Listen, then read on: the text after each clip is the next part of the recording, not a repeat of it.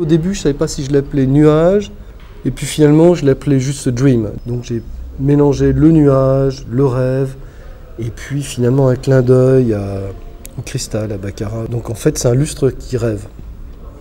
En général, dans un objet, on dit toujours il y a 3 dimensions, une hauteur, une longueur et une profondeur. Dans le cristal, il y a une dimension en plus, une 4e dimension, parce qu'il y a la transparence. Cette matière, pour moi, ce serait presque du cristal d'aujourd'hui ou de demain, du cristal facile. Et ce qu'il y a d'extraordinaire, c'est ce qu'il y a dedans, en fait, c'est ce qui est enfermé dedans. Là, ce sont des feuilles d'argent et des feuilles d'or. Et cette matière, elle est là pour capter la lumière des LED qui sont dessus, dessous, dedans. On ne sait pas très bien d'où ça vient.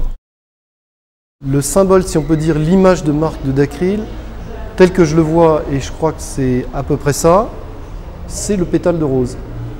Je ne sais pas comment ils font.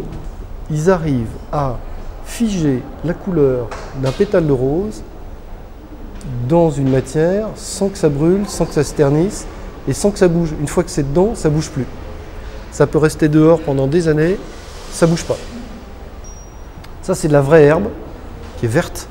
Donc en fait, là, avec une forme identique du lustre qu'on a vu tout à l'heure, qui est or et argent, là, on a un truc beaucoup plus marrant, qui peut plaire ou déplaire. C'est plus pointu, plus difficile, bien sûr, mais voilà, il a un côté très gai, très drôle. Voilà.